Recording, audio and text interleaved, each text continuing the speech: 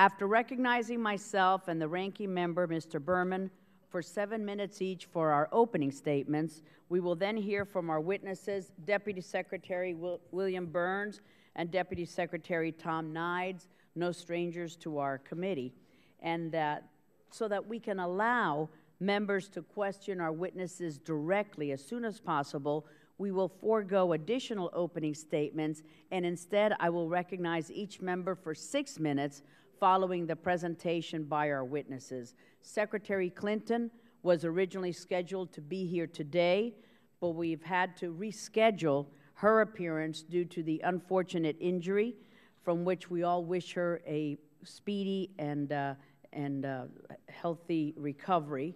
She has confirmed once and again that she has every intention of testifying before our committee by mid-January, as soon as she gets the go-ahead from her doctor. So we will welcome the Secretary to our committee in mid-January. Before I begin my opening statement, I would like to raise the case of U.S. citizen John Hammer, a proud Marine who served in Iraq and Afghanistan and who is unjustly incarcerated in Mexico. I'm giving you, gentlemen, a bipartisan letter addressed to Secretary Clinton, signed by close to 70 of my House colleagues, asking for the administration's immediate intervention with Mexican authorities to secure John Hammer's release, as well as a letter from John's parents, who are constituents of my district. I thank you, gentlemen. If you could make sure that the Secretary gets it. I'll begin my opening statement. When Secretary Clinton transmitted the report of the ARB, the Accountability Review Board, to our committee, she noted in her accompanying letter that all of us have a responsibility to provide the men and women who serve this country with the best possible security and support. Most of all, she says, it is my responsibility as Secretary of State. Tragically, the department did not meet its responsibility to our personnel in Libya. The lethal attack on our diplomatic mission in Benghazi was not the result of a protest against an obscure video, as was initially claimed. Instead, and as the evidence makes clear, the attack was coordinated and carried out by terrorists targeting U.S. personnel.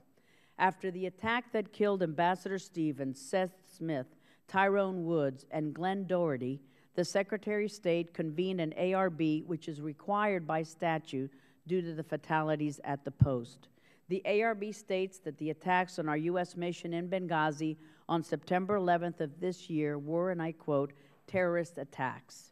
Contrary to initial assertions by the Obama administration, the ARB states that the attacks were security-related and did not involve a protest prior to the attacks, which were unanticipated in their scope and intensity. Dispatches from the command center of the State Department's Bureau of Diplomatic Security on the day of the attack clearly reported it as a terrorist event. Yet officials in Washington refused to recognize and label the attack both during and after September 11th for what it was. The ARB finds that the failures in leadership and management reached senior levels and resulted in a security posture at the diplomatic compound that was inadequate for Benghazi and grossly inadequate to deal with the attack that took place. This was not the result of insufficient information nor lack of warning. As the ARB clearly states, the responsible officials at the State Department overlooked mounting evidence that the security situation in Benghazi was deteriorating. They ignored the series of attacks against Western interests in the months and weeks leading up to 9/11 and failed to respond to the urgent requests and pressing needs of those on the ground. Given the extensive series of Emergency Action Committee reports and diplomatic security spot reports that indicated that the security situation in eastern Libya was going from bad to worse, why was the State Department unprepared for an assault there, especially on the anniversary of the worst terrorist attack in United States history?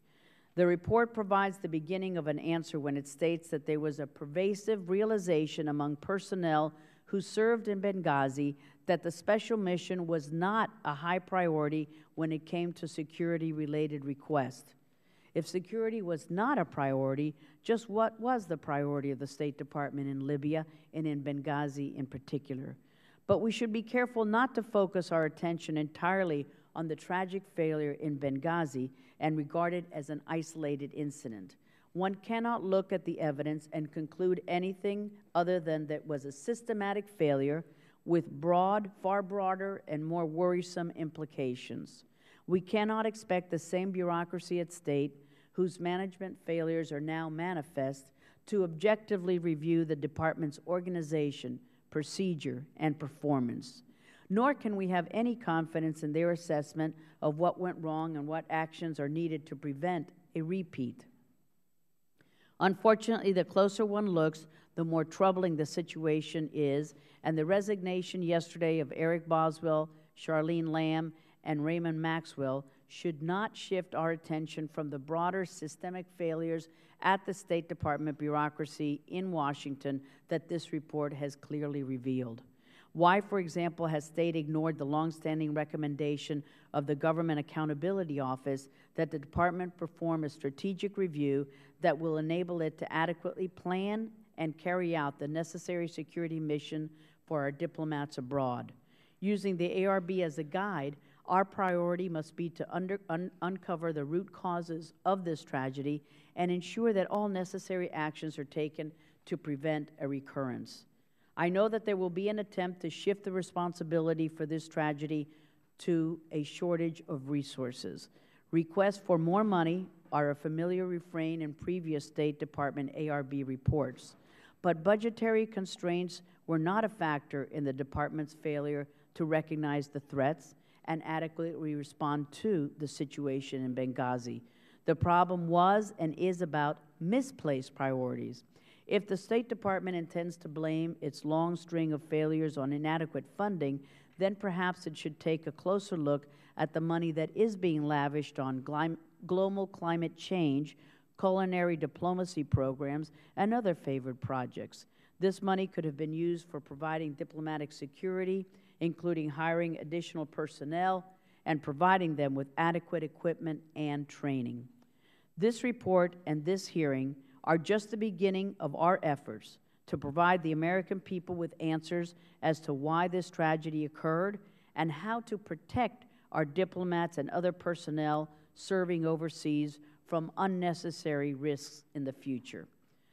For in their devotion to duty, these brave men and women are putting their lives on the line for us, and we on this committee and in this Congress have no less a duty to them.